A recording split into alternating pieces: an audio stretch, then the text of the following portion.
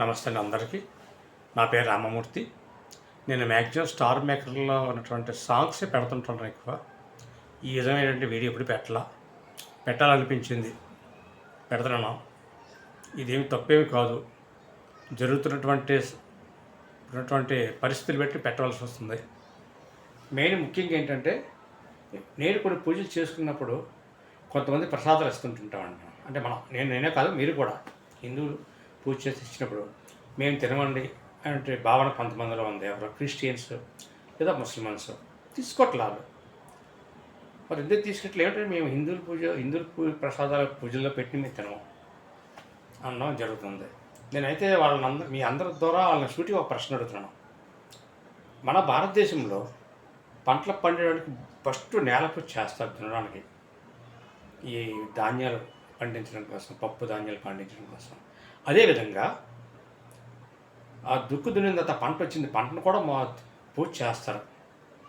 అక్కడ ఫస్ట్ అది ప్రసాదం అయిపోయింది, భూమి ప్రసాదం అయిపోయింది, భూమిలో పడిన పంట ప్రసాదం అయిపోయింది.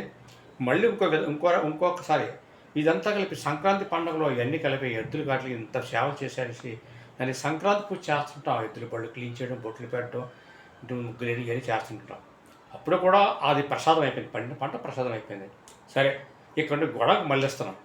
ఈ పప్పు ధాన్యాలు గొడవకి వెళ్ళింది. ఆ గొడవ ఉన్నటువంటి యజమాని ఉదయం రాగానే ఇంట్లో స్నానం చేసి అన్ని చేసి మళ్ళీ వచ్చి గొడవకి వచ్చి గొడవలో ఒక మూల పూజ చేస్తాడు. అలాంటికి వెళ్ళి ధాన్యం సక్రంగా ఉండాలి, బాగుండాలి, ఏం పాడవకూడదు, మళ్ళీ ఇంకొక లోళ్ళు రావాలి, ఇది ఇంకా డెవలప్మెంట్ అవ్వాలి, పెద్దది అవ్వాలి.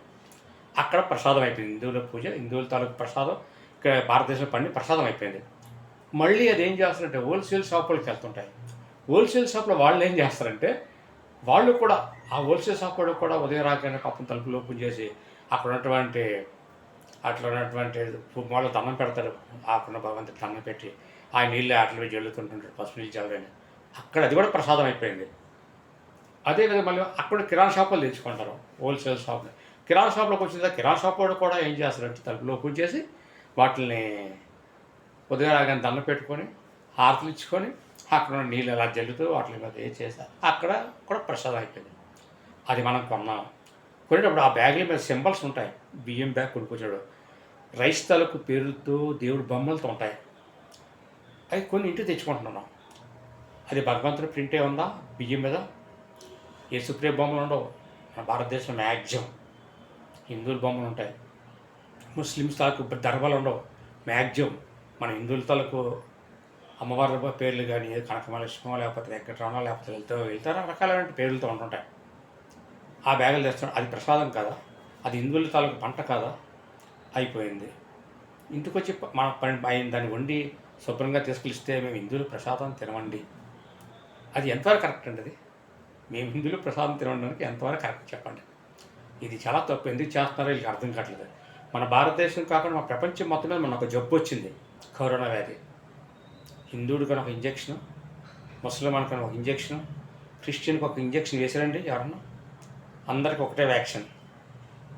ఈ వ్యాక్సిన్ ప్రపంచం మొత్తం మీద నడిచింది. అదే వ్యాక్సిన్. ఆ జబ్బుకి లేదు. ఎప్పటికన్నా భారతదేశంలో ఎప్పుడు కూడా విదేశాలతో మనకు అనవసరం. మన దేశంలో ఎప్పటికన్నా ఏమన్నా గొడవలు జరిగితే ఇటువంటి వాళ్ళ మతకలహాల వల్లే గొడవలు జరుగుతాయండి.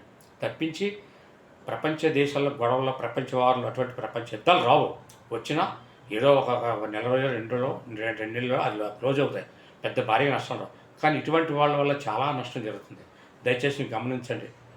మనం కూడా వాళ్ళలాగా మనం బిహేవ్ చేయాలి. వాళ్ళ పెళ్ళిళ్ళు అయితే మనం ఏం చేస్తుంటే పిల్లలతో పరిగెడుతున్నాం. బిర్యానీ పెద్ద పెద్ద మొక్కలు వేస్తాడు, ఎక్కువ బిర్యానీ. తప్పండి, అది వెళ్ళొద్దు. మనం కూడా ఉందాం, వెళ్ళకుండా మనం కూడా లక్ష్యం తినడం మానేద్దాం. అప్పుడు వాళ్ళకి తెలుస్తుంది ఎందుకు వాళ్ళు తినట్లేదు అనేసి. మనం ఎంత బాధపడుతుంది, హిందువులుగా చాలా బాధపడుతున్నాం. చెప్పండి, చేసిన తప్పేంటి? మనం వండిన తీసుకెళ్ళిస్తే మీ ప్రసాదం హిందువుల ప్రసాదం తినడం. ఇదంతా వండినంతా వాళ్ళకి ముస్లిమానికి పాకిస్తాన్ నుండి వస్తుందా? ముస్లిం కంట్రీస్ నుండి వస్తుందా? క్రిస్టియన్కి ఏమైనా అక్కడ బ్రిటిష్ కంట్రీ నుండి ఎక్కడ వస్తుందా? మన దేశం సొమ్మే కదండి, మనం పండించిన పంటే కదా. దయచేసి ఇది చెడుగా కాకుండా ఎంతమంది దీన్ని ఇష్టపడతారో చూస్తారు. ఎందుకంటే ఈ మాటలు వింటుంటే మాకు చాలా బాధగా ఉంది. అలా కాకుండా మనం మన హిందూ ధర్మాన్ని డెవలప్మెంట్ చేద్దాం. చాలామంది రాధాకృష్ణ గురించి మాట్లాడుతున్నప్పుడు రకరకాలు అంటుంటారు. కరెక్టే. అటువంటి వ్యక్తులు ప్రతి ఒక్క వ్యక్తి తయారయ్యారనుకోండి, ఆయన కూడా ఏనుగులా తయారవుతాడు. ఆయనకి ఏనుగుకి వచ్చిన బలం ఉంటుంది. మనం ఏంటంటే కొంతమంది జోక్‌గా తీసుకుంటారు. ఇది ఒక రకంగా కాకుండా మన హిందూ ధర్మాన్ని కాపాడుదాం. హిందూ ప్రచారం చేసిన వాళ్ళని డెవలప్‌మెంట్ చేద్దాం. జై శ్రీరామ్ అండి. ఈ వీడియో అందరికి నచ్చాలని నేను మనస్ఫూర్తిగా కోరుకుంటూ సెలవు తీసుకుంటానండి. జై హింద్ అండి.